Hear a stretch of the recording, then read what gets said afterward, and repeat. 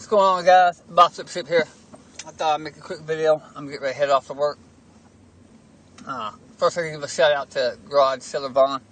I know I put a comment on his videos, but I told him I owed him. He put me onto the diesel jeans, and I got that pair last week. And I shipped them off yesterday. I paid $6 for them, sold them for $75 plus the $6.50 to ship them.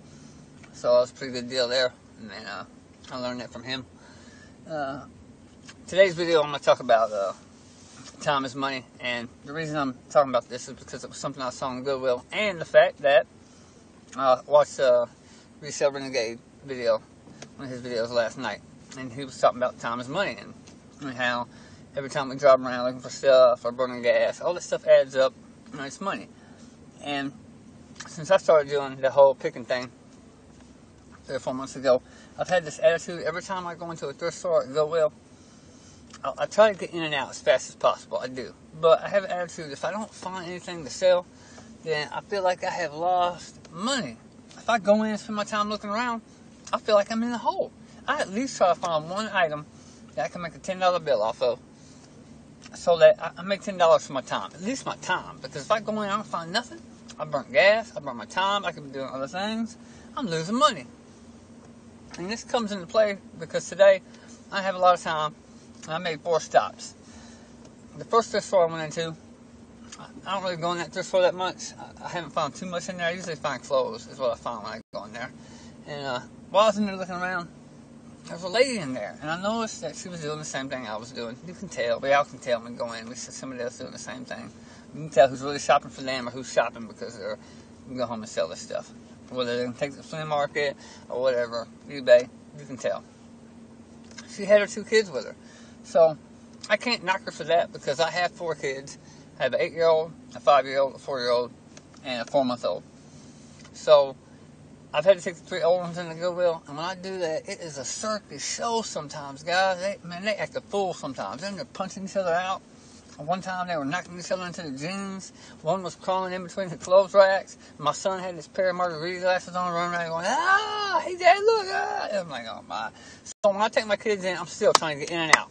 They do slow me down sometimes because they're playing with stuff, running around. I gotta go grab them, snatch them up. And that's just life. But she was in the thrift store already, had her kids, had her cart, had been walking around several minutes before I even got in there. Get in there, and I wasn't really finding too much, so I went to the backup plan, started going through the clothes, the t-shirts. I found me some stuff. I found the Harley Davidson t-shirt.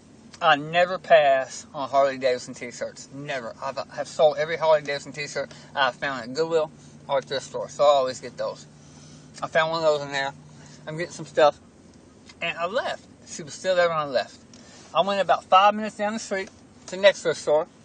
I went in, found one shirt, and that was it. But on the way out, they had a rack outside, a little, it's like a, I can't explain it, but it had a bunch of free books. They had assigned free books. So I went over there, started looking, and I found one book I took was a Haynes repair manual for Nissan Altima 93 to 2004.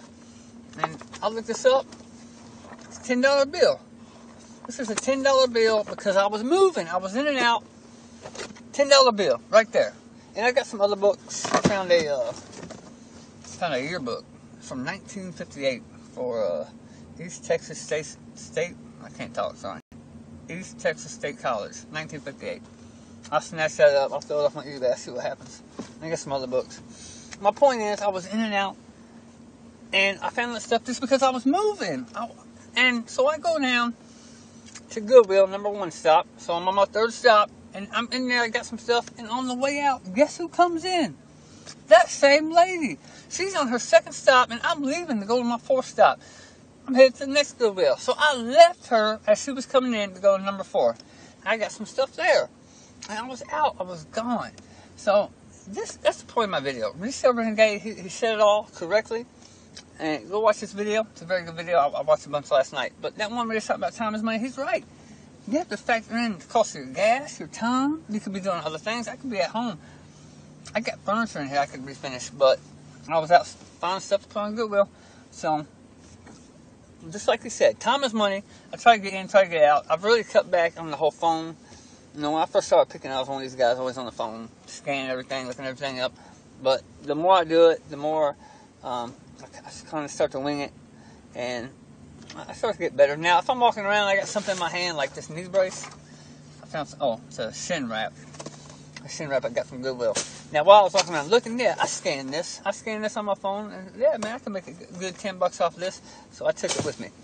But that's why I was moving, walking. I didn't stop and wasn't staring at my phone all day. So, time is money. I got to completely agree with what he said, everything he said. And like I said, every time I go into Goodwill and I don't find something to buy, I feel like I have lost money. Or at the store, I feel like I have lost money. So, I was just putting that up there real quick. Y'all have a good day.